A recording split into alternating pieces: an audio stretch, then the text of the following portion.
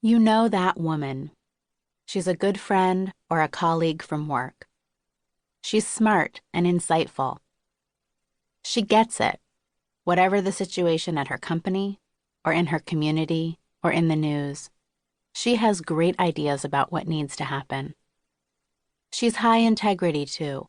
No greed, no temptation to corruption, no big hunger for power. And she's funny, warm, and trustworthy.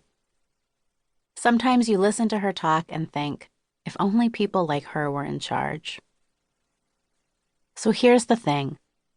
The way you look at that woman, someone looks at you that way. In fact, many people do. To us, you are that talented woman who doesn't see how talented she is. You are the woman who, it's clear to us, could start an innovative company or pull one out of the dysfunction it's in, improve the local schools, or write a book that would change thousands of lives. You are that fabulous, we wish she was speaking up more woman. Playing big is about bridging the gap between what we see in you and what you know about yourself. It's a practical guide to moving past self-doubt and creating what you most want to create, whether in your career, in your community, or in a passion you pursue outside of work. It's not about the old school notion of playing big, more money, more prestigious title, a bigger empire, or fame. It's about you living with a sense of greater freedom to express your voice and pursue your aspirations. It's playing big according to what playing big truly means to you. And if you don't know what playing big looks like for you yet, the ideas and tools here will help you discover that. This playing big is not about climbing the ladder within broken systems. It's about learning how to use your voice to change those systems. It's not about opting in or opting out, according to our society's current thinking around what women should and shouldn't be doing. It's about turning away from those narrow labels, refocusing your attention on your longings and dreams, and playing big and going for them. This book was born out of a frustration and a hope. The frustration, brilliant women are playing small. The hope, that our world could be changed for the much, much better by our greater participation. Nisha was one of my first coaching clients.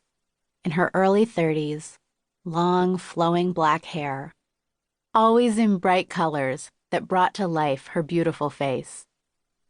Nisha was a mid-level program manager at a nonprofit organization.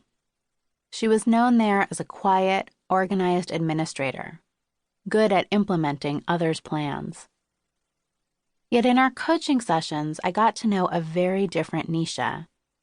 It turned out she was an avid learner who spent much of her free time reading the important journals and books related to her field.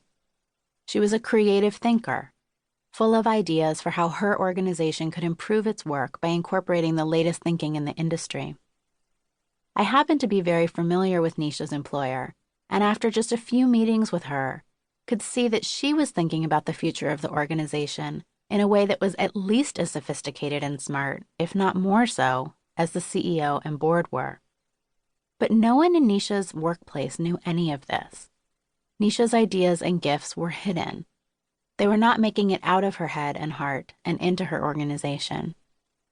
Among my coaching clients, friends, and colleagues, I kept encountering women like Nisha, brilliant women who couldn't quite see their own brilliance. Women who were convinced their ideas needed more perfecting or refinement or time before being put into action. Or women who, for reasons they weren't sure of, were not moving forward toward their greatest aspirations and dreams. It bothered me a lot because I wanted to live in the better, more humane, more enlightened world I knew these women could create. There was Elizabeth, another client, a dynamic former magazine editor who had adopted 4 children from abroad. She wanted to write about her experiences of adopting. "Tara," she said to me, "I feel like I've learned so much about what motherhood is really about and what life is all about. Yet everything I know and have learned from the past years of raising these children, Well, when I look out into the world, it's like it's invisible. Nobody is talking about it. I read Elizabeth's blog posts, essays she wrote quickly in between carpool shifts and swimming lessons. Her writing was powerful, and she was indeed talking about motherhood and love across borders in new and important ways. I wanted to see her perspective in newspaper op-eds and on bookstore shelves.